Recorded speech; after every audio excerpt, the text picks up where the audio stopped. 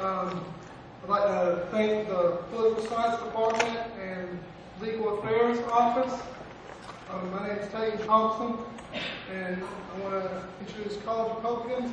We have Chairman Ryan Bearwall, Political Director Jordan Lee, and Secretary Preston Porterman. For the Democrats, we have Kelly Cody, President, and former President Alex Thomas.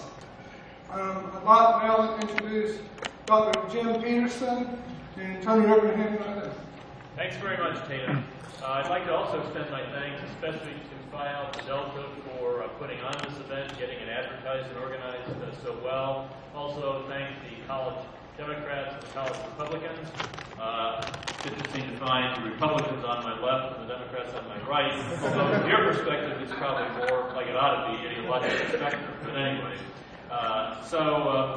and also I'd like to extend my thanks to the VSU attorney, Laverne Gastins, for doing such a superb job in working with the group as their advisor this year. Basically, we're going to ask 12 questions. Each party will have 3 minutes to respond, and then the other side can respond to what they've heard. We'll rotate. We'll start, I believe, with the Republicans. So they'll get the first question. It'll all even out in the end. We didn't flip a coin, but I think it'll still be okay. And then there should be plenty of time for audience questions afterwards. I may say a sentence or two to kind of introduce the question, just so everybody's aware of what the kind of context is. All right, so we'll begin at this point with a question for the College Republicans. With the elections near, and this is kind of a Georgia-based question, how do you propose that our current officials in Georgia and the ones to be elected in November target the high unemployment rate in the state of Georgia, which is above the national average? Well, here in the state of Georgia, unemployment is a huge problem. We see it every day in our everyday lives. And the unemployment rate in the state of Georgia right now is somewhere along the lines of 9.2, as it was yesterday. Now, that's well above the national average. And there are many things that we can do, as well as our Republican leadership can do, to help decrease the unemployment rate and get Georgia's economy back to work. Now, these things are all over the map. I mean, there's so many things that we can do. And one of them, in particular, is the deepening of the Savannah Port. The Port of Savannah is the fourth busiest port in the United States of America. It's bringing in copious amounts of revenue for the state of Georgia. And what we need to do is we need to deepen it so that once the Panamax Canal is finally finished and we can get those supercargo ships to come through, that the Port of Savannah will be able to accommodate these ships and therefore bring more revenue into our state.